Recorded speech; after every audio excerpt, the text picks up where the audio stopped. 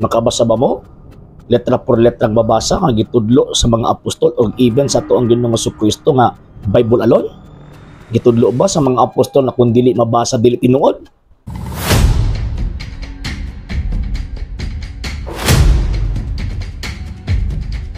Biblia ra daw ang basihan pag motudlo ka og pagtuo. Kini nga tong mga higala nga mga dili Katoliko ba again tungod sa ilahang paninguha sa pagguba sa Santa Iglesia Katolika Apostolika Romana, ang ilang gihimo sige dalag himo og story instead of mutuo sa mga facts nga gipresent sa tawag ining kasaysayan ug sa iglesia gitukod sa ato ang Ginoong Hesukristo. Number one, wala man tay supak nga mogamit ang Biblia. Og usa ka na sa barahan sa gitudlo sa Santa Iglesia Katolika Apostolika Romana nga kinahanglan ang Santa Iglesia mogamit og balaang kasulatan. Mao bitaw nga for the first 1,500 years, ang simbahang Katoliko siya ang responsableng nagpagawa sa Biblia, siya ang responsableng naghatag og kanang eksistensya sa Biblia, composed of Old and New Testament ug gitawag kini nga Biblia, ug siya pud mismo ang pinakaunang Christian church nga nagtudlo nga ang Biblia pulong sa Dios nga gisulat. So, buti pasabot, kung ato ang tan-awon, dili supak ang simbahang Katoliko nga mogamit og Biblia. Kaysa ko nang giingon mo nang barahan, isa sa mga barahan sa pagtuong Katoliko. Ang wala lang tuuhi sa Santa Iglesia Katolika Apostolika Romana og kami nga mga Katoliko kanang gitudlo og imbento nga mga story sa atong mga amigo nga mga dili Katoliko. Kanang moingon sila ba nga Biblia lang tuuhan. Kung wala sa Biblia dili tuuhan, usa ka nakabinotbot og binakak na klase nga pagtulunan. Nga naman pinakauna kanang moingon sila nga Biblia lang tuuhan og di mabasa dili tuuhan, wala man na sa Biblia. Sige daw be, akong i-challenge ang atong mga higala nga mga dili Katoliko. Makabasa ba mo? Letra por letra babasa nga gitudlo sa mga apostol o even sa tuang Ginoong Jesucristo nga Bible alone? Gitudlo ba sa mga apostol na kung dili mabasa dili tinuod? Kaya kung ingon ana ang ato ang panabot, ingon ana ang ato ang pagtuo, mahulog nga kadtong first 300 years Christians, mga bakakon to. Ngano man kiwa man to gabitbit sila Biblia. Wala man to sila librong gibit-bit nga Biblia unya pagkahuman mo ay ilang basihan pagmutudlo sila mahitungod sa pagtuo. Wala oy. Dili ka makabasa sa balaang kasulatan or even sa history nga ang katong mga disipulo sa mga apostol, katong misunod sa mga apostol nagbitbit og Biblia aron magwali. Wala oy. Sa pagsugo na Ginoong Jesucristo sa iyang mga apostol nag-ingon, lakaw mos tanang katawan sa tibuok kalibutan paghimo og ako mga tinun-an. Bunyagi sila sa ngalan sa Amahan ug sa Anak ug sa Espiritu Santo. Wala may nga atong Ginoong Jesucristo nga hala sige, pabasaha sila Biblia. Ang gingon sa Ginoo, tudloi sila sa tanan nga akong gisugo ninyo. Wala man ingon si Kristo nga hala, pagsulat mo unya pabasaha sila. Wala oy. Wala. So buti pasabot, ang main objective sa tuang Ginoong Jesucristo mao ang pagtudlo sa pagtuo orally.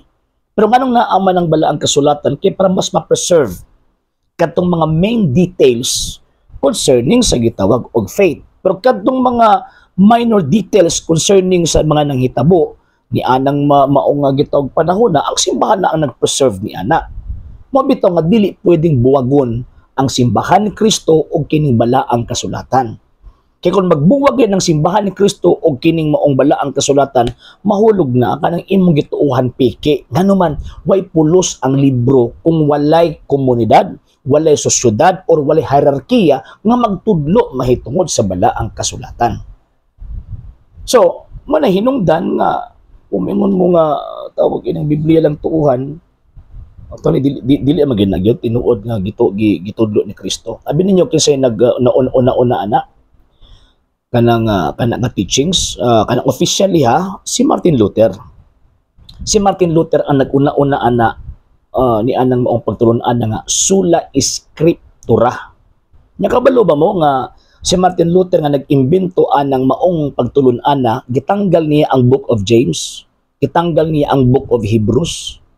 Nga naman kay sa Hebrews and James manggod, sa James na ay faith and works. Sa Hebrews na atong tawag ining royal priesthood nga mag-offer gig sacrifice. Sila wa naman sila magtuoan ng gitawag og pagkapari. So manang iyahang gitanggal.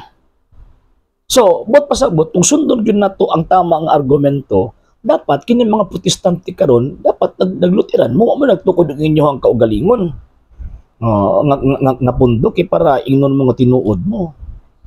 Nya, ikaduha nga punto mga sir ug mga ma'am, kung Bible alone lang, wala kay laing basis sa pagsabot sa imuhang tawag ining pagtuo, mapareha ta sa mga dili Katoliko karon.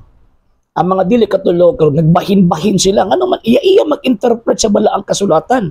Iya og kana bitong pagsabot subay sa ilang opinion kung unsay masud silang una-una kung ilang itudlo silang membro. Mo bito nga nagkadaghan ang mga sekta karong panahon na. Nga naman kung tungod anang personal opinion and interpretation sa ilang nabasa sa balaang kasulatan. Muna nga tungod anang sola eskriptura, daghang mga Kristiyano nahimong yabag in the sense of faith. Yabag in the sense of kanibitawng pagtudlo og bakak na instead of musod kan Kristo nagtudlo sila ilahang kaugalingon. Mala nga bantay ta mga sir ug mga ma'am kay anong mingon sila nga Bible alone. Wala na sa Biblia. Kapila na ko nakahinagbo og mga dili Katoliko. Pangita to litra por litra mabasa di gyud na mabasa. Nya pagkahuman kita pay balihon nga asa mabasa di ko muto kung di mabasa. Kanang Bible alone og kanang mingon sila nga sola eskriptura ug di kundi mabasa dili tuwad. Wala sa Biblia. Mo kanang nituo mo. Diba?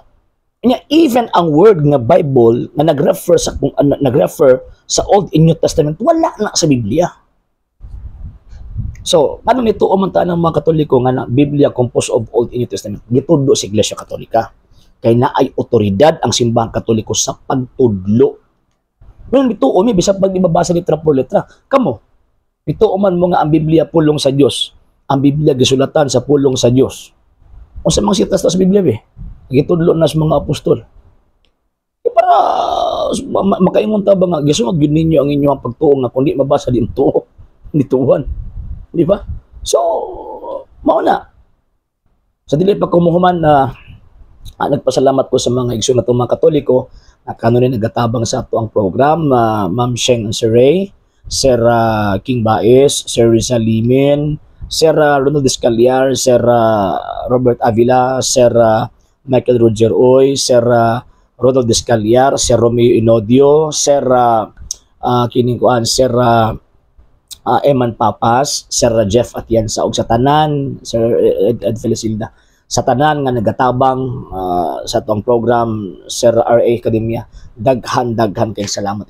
Actually, most of them are kauban nato daghan na kayong salamat sa tabang support atong sa itong program at isinyohang tabang ang atong program ang nagyapon din na sa social media. And pasensya na mo mga sir ha, dili sa kay ko ka-live sa karong nga panahon. Siguro once a week or twice a week makahimo ta og tawag ining live streaming, depende sa ato ang lugar nga panahon.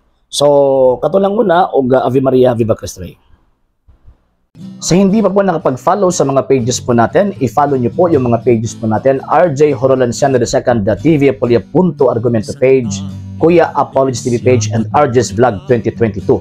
And pwede rin po kayo mag-send po dyan ng Facebook stars. And also, sa ating po mga channels, sa hindi po nakapag-subscribe, i-subscribe po ninyo yung mga channels natin, The Lay Catholic, Apologist International Official, RJ Sano II TV, Kuya Apologist TV, and Barrio Kawayan Religious Forum.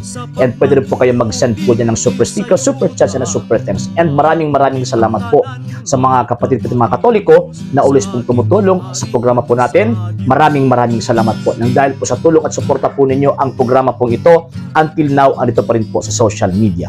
And until now din po, nangangailangan pa rin po tayo sa tulong at suporta po ninyo dahil wala po kami magagawa rito mga sir, mga ma'am, kung wala po yung tulong at suporta po ninyo. Sa gusto pong tumulong, sa gusto pong sumuporta, pwede po ninyong ipadala ang tulong at suporta po ninyo sa pamamagitan po ng ating mga account numbers dyan po sa ating pong screen.